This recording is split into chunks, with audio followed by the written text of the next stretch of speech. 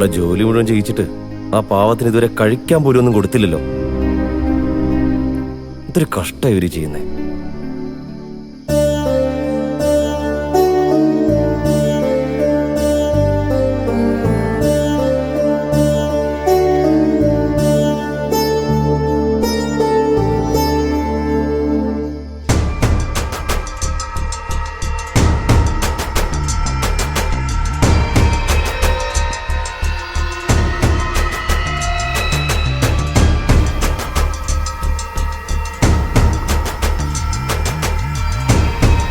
അതെ,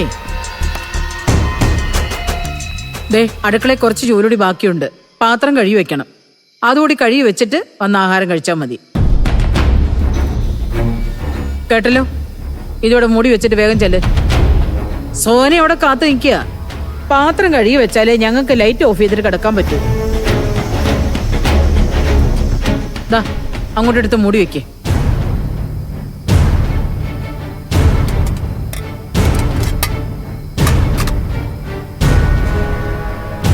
വേഗം ചെല്ലേ.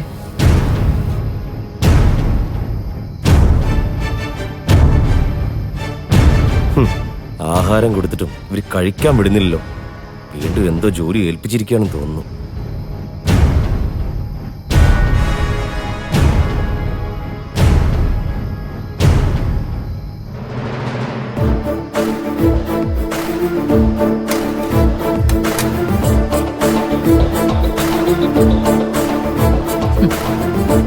സോന അവിടെ ഉള്ളത് കൊണ്ടാ, അല്ലെങ്കിൽ അവിടെ വെച്ച് തന്നെ ഇത് ചേർക്കാമായിരുന്നു.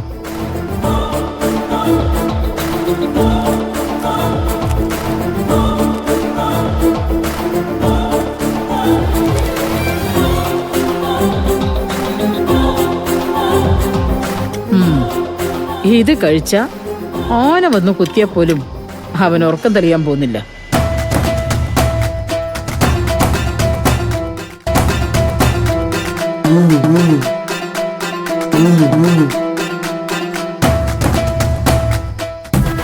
എന്റെ ദൈവമേ, അവരെന്തായിരിക്കും ആഹാരത്തിൽ കലർത്തിയത്?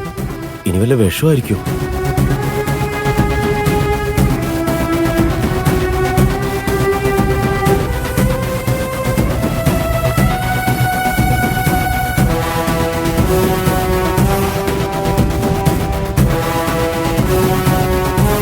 ഇനിയിപ്പോ എന്താ ചെയ്യാ? അദ്ദേഹം വരുമ്പോ ആഹാരം കഴിക്കരുതെന്ന് പറഞ്ഞാലോ? അത് വേണ്ട. എന്തുകൊണ്ടാണെന്ന് ചോദിച്ചാ എല്ലാം പറയേണ്ടി വരത്തില്ലേ? അത് റിസ്കാ. പിന്നെ ഇനിയിപ്പോ എന്ത് ചെയ്യും? ഇന്ദിരേട്ടനെ സത്യനെ വല്ല അറിയിച്ചാലോ?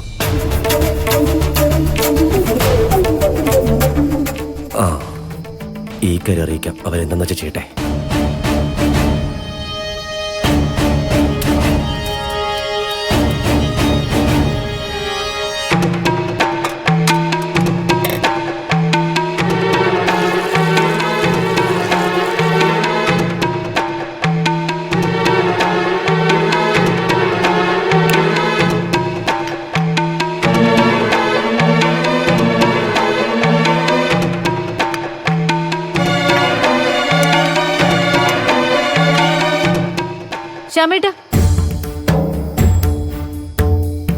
ശ്യാമേട്ട എങ്ങോട്ട് പോവാ? നമ്മുടെ റൂം എവിടെയല്ലേ? അല്ല, ഞാൻ ഇന്ദിരേട്ടനോട് ഒരു കാര്യം പറയാൻ. ഇന്ദിരേട്ടൻ കിടന്നിട്ട് കുറെ നേരായി. സത്യേട്ടനും കിടന്നു കാണും. ഉറക്കമില്ലാത്തത് ശ്യാമേട്ടനാണല്ലേ? രാത്രിയായി ഇരുട്ടത്ത് പോയി നിന്ന് പുക വലിച്ചു കയറ്റുന്ന കാര്യമൊക്കെ എനിക്കറിയാം. ബാക്കിയുള്ളവരുടെ മുമ്പിൽ ഒരു ദുശീലും ഇല്ലാത്ത ഒരാള്. ഞാൻ പിന്നെ എല്ലാവരുടെ മുന്നിൽ വെച്ച് വലിക്കണം? തീരെ വലിക്കാതിരുന്നാൽ എന്താ? ഒരു ദിവസം ആരും കാണാതെ 4-5 എണ്ണെങ്കിലും വലിക്കില്ലേ? ഇതിനൊക്കെ എത്ര കാശ് വേണമെന്നാ? എടി, ഞാൻ വലിക്കാതിരുന്നോളാം, പോരെ? എന്നാ ചെന്ന് കിടക്കാൻ നോക്ക്. ഇനിയിപ്പൊ ആരോടൊന്നും സംസാരിക്കണ്ട. രാവിലെ എല്ലാവരും ഇവിടെ തന്നെ കാണുമല്ലോ. പോയി കിടക്ക ശ്യാമേട്ട. എനിക്ക് ലൈറ്റ് ഓഫ് ആക്കിട്ട് വന്ന് കിടക്കണം. ചെല്ല്. ഓ,